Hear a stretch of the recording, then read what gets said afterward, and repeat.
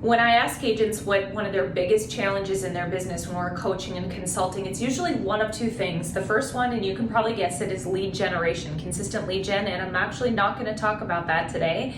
The second one is hiring and finding and retaining good talent.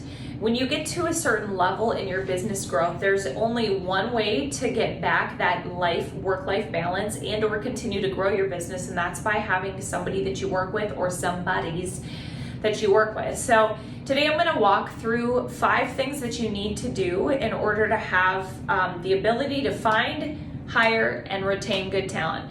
So the first one, and it might seem obvious, but a lot of people don't do this. You need to have clarity on what exactly it is that you're looking for to hire. And that would be via job description. Sometimes people will just say, I'm just looking for help, and they'll put the word out to their friends. And let me just tell you, you can level up what you're doing when you treat your business like a business by having a job description and having clarity and being able to bring that to the table. And when you're hiring talent, they're looking for that. They want to know that they're hiring somebody that has at least a couple ducks in a row. Maybe you don't have them all lined up, but at least a couple. Okay, so you have clarity on what you're looking for.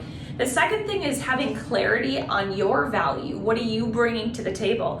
This last weekend, I had a conversation with a recruiter in another industry who recruits CEOs and COOs, and he was talking about what a competitive market it is right now for finding talent. And so they're going to be interviewing with you, but also they might be interviewing with several other people. What is it that you bring to the table? What is the culture? What do you value? How do you work? How do you handle conflict? Do you have leads? Do you have time off? Can they work remotely? What are those pieces that you bring to the table that are unique to you in your business? The third thing that you need to do, again, it might seem basic, but a lot of agents do not do this, and that is actually post the job. You gotta throw a net out there in order to catch some fish, right? So where are you throwing the net out? Is it on online services that are aimed at hiring and finding talent? Is it social media? Is it to your database? By the way, you are connected to a broad network of people. If you're at a level of success where you're looking at hiring, don't forget about the network that you have. So put the job description out there, cast the net wide, and see what kind of fish jump in. Number 4, you need to have a clear and intentional interview process. It is not an interview to go out and have a juicy Lucy burger with them.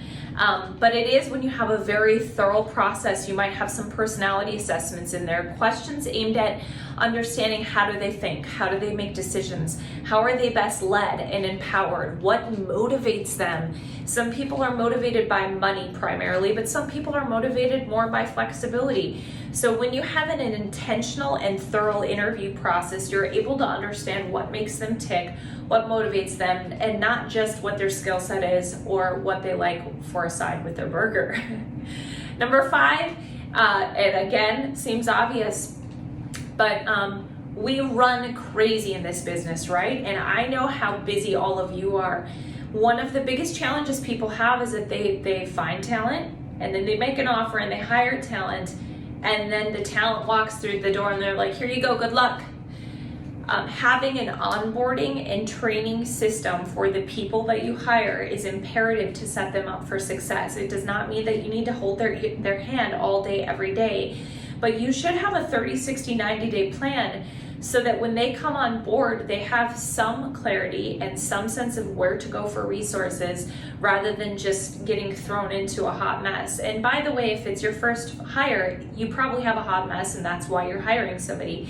There's a way to set that framework up without you having to do all of the work, but it is important that you have that in place. So again, to review, know what you're looking for, so have a clarity in a job description. Number 2, know what your unique value proposition. Number 3, cast the net, post the job description, put it out there. Number 4, have a very intentional, clear interview process. And number 5, have another process to onboard and train your people.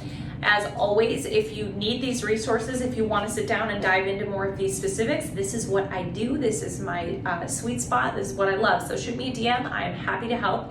Happy Whiteboard Wednesday. In the meantime, have a great rest of the week.